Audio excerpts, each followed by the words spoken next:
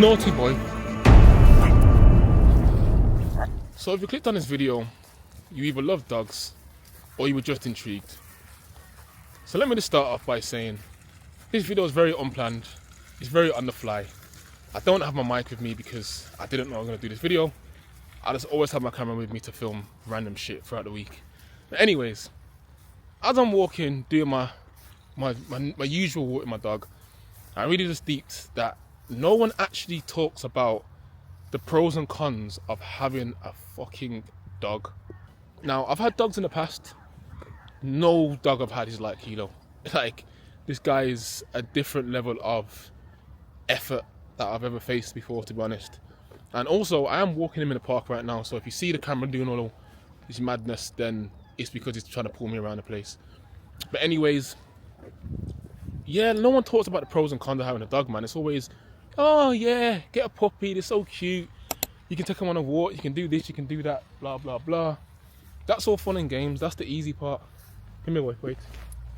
But when you actually have a dog, especially one like mine, who's a fucking idiot, it's long. Let's just touch on a few topics, yeah? Like I say, it's unplanned, so there might be things I forget. Maybe I'll add it in at the end, but this is the first thing. Let's talk about some pros. Having a dog is great for company. It's great to have a companion, you know, especially when it was locked down back in the day. I don't know how YouTube is with the whole C word, so I won't even mention it. But you know how lockdown was back in the day? It was tough.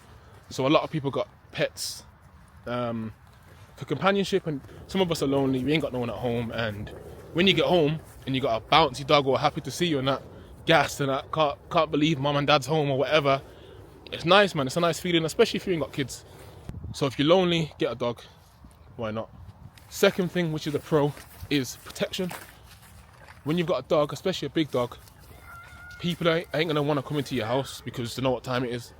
And when he barks, you listen. Like, he's yeah, serious. And even if you ain't got a big dog, you got a small dog, dogs bark, so it alerts people, it alerts you, it lets people know, oh shit, someone's at the door.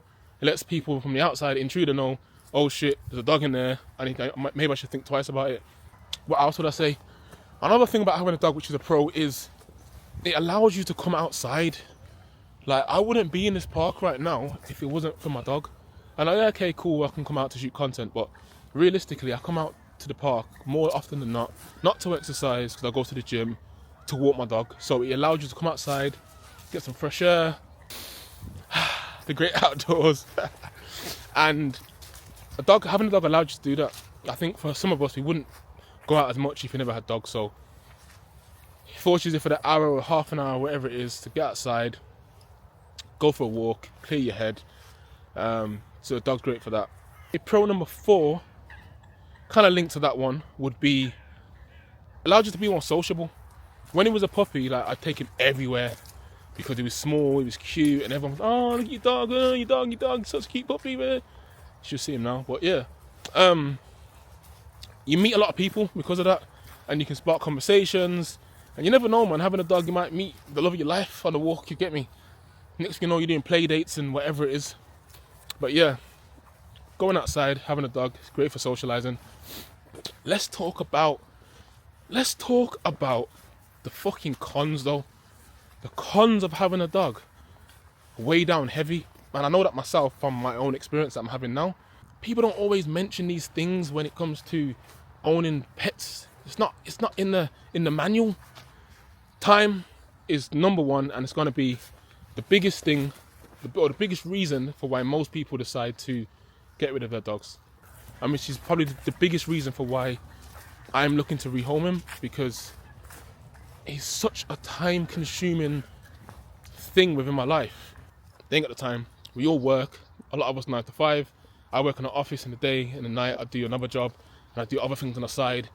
I'm trying to do music. When you come home, you're tired. You've got to cook. You've got to do this. You've got to do that. I don't want to have to go outside in the cold and walk my dog. It's sad for him because I want to be able to walk him. I want to be able to, go out and have fun. and having played with other dogs. But unfortunately, he's a dog that's very high energy, very reactive. Squirrels, cats, dogs, children, just like, bro, I'm tired. Why are you trying to pull my arm off? I can't be bothered. So I can't even enjoy the walk I'm having with him. And he wants to go out for at least an hour, maybe even twice a day. So that don't work in my regime. That don't work, blood. I'm sorry. That just doesn't work. You get it? It don't work. Second thing, it's got to be cost. Like, dogs ain't cheap, and I'm not even talking about like just dog food. Obviously, like, you got to pay for your dogs to eat. He's a child, basically. Now my dog's on a raw diet. He has 2 raw rolls per day, and he has kibble, and I might have top ups like sprats and sardines on top and stuff, just random bits and bobs if I feel like doing it. Now 2 rolls a day. My pet shop charges me £1 per roll, so 2 a day, that's £2. Then times that by 30 days, you're talking 60 quid a month. That's without the kibble involved, that's without the extras, the top ups, the whatever it is. So you just call it, base figure 80 quid a month. Then you've got pet insurance, then you've got vet fees, then you've got leads, harnesses. If you get dogs like mine and doesn't like being tied up outside shops, then they're going to chew the leads and you're going to have to get replacements. And these are all little things that just add up. Next thing you know, you're at 2 bills. Yeah, it's long. So the money aspect definitely is a thing. And then what else would I say is a con? The grooming, man. The grooming. Let's talk about the grooming. Now, like I say, I'm talking from my experience of having a big dog. Smaller dogs, it's a bit more manageable. It's not as bad.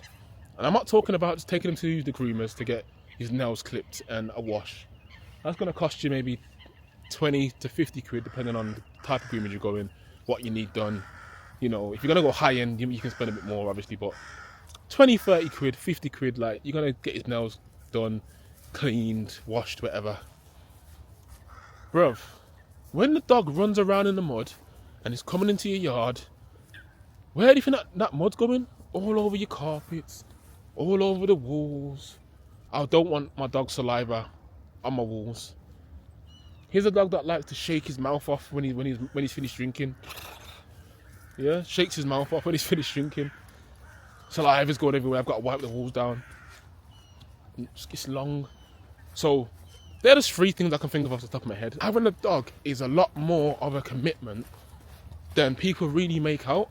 When I initially got my dog, at the time, I was excited, I was gassed. Yeah, man, I got my dog. You get it? I've had dogs before, so I know what it entails. It's not like it's my first rodeo and I'm in the deep end. Like, I thought, oh man, I've had dogs before. Like, I know what I'm doing. I never had a cane corso. Matter of fact, I ain't never had a boy dog. So when I've had dogs in the past with females, I don't know if that makes a difference. I'm just assuming it does, because based off my own experience. But it's long. It's very long. So it's becoming unpractical. That's the way I'm going to describe it. It's unpractical. Kilo, as you can see, doesn't want to listen outside and thinks he can do whatever he wants to do. Anyways, as I was saying, it's not realistic for man's lifestyle. It's just not. And I know you can take your dog for dog training. I know you can do many dog classes, but that's more time and it's also more money. So yeah, it's a bit mad.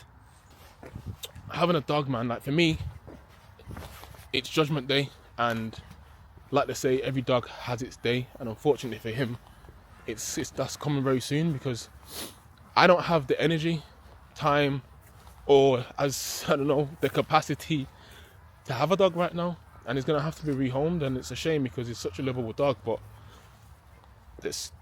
for me right now, the cons outweigh the pros. So I've got to do the adult thing and make an adult decision.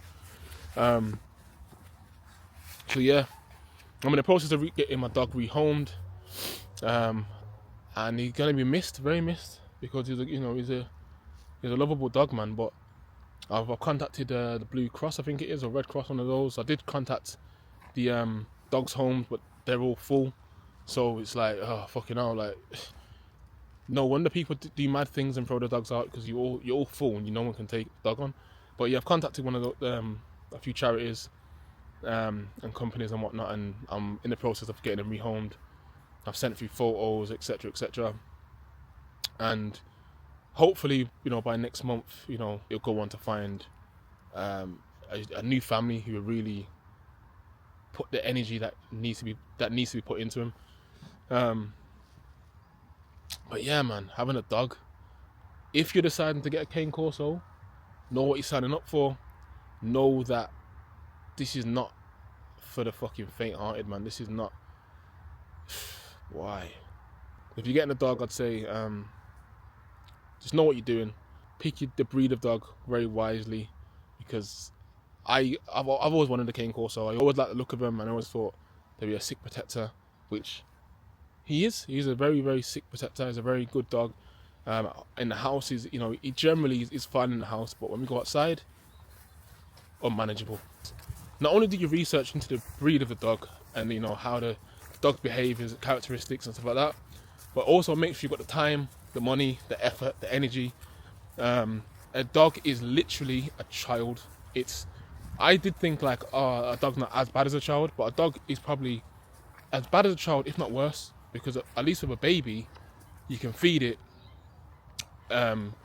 It's easier to get childcare. You can go to nursery, you can go to school after a certain period of time. There's so many ways you can kind of get a break from the child. With a dog, there isn't. Like, it's your dog, it's your responsibility. The dog can't speak, the dog can't eat for itself, the dog can't do anything for itself, and never will. At least with a child, like, they will learn to do things for themselves, and you get easier with time. A dog just doesn't. Like, yeah, okay, they learn to be house trained. Yeah, okay, they learn to sit down and just take command straight away, but it's always going to be your responsibility. Yeah, man, that's just me ranting and raving and talking about the pros and cons of having a dog. But anyways, if you watch the video, subscribe, like, comment, share, all of the good stuff. And yeah, man, we'll see what the next video is. I don't know what it is going to be. I like to do things very organic.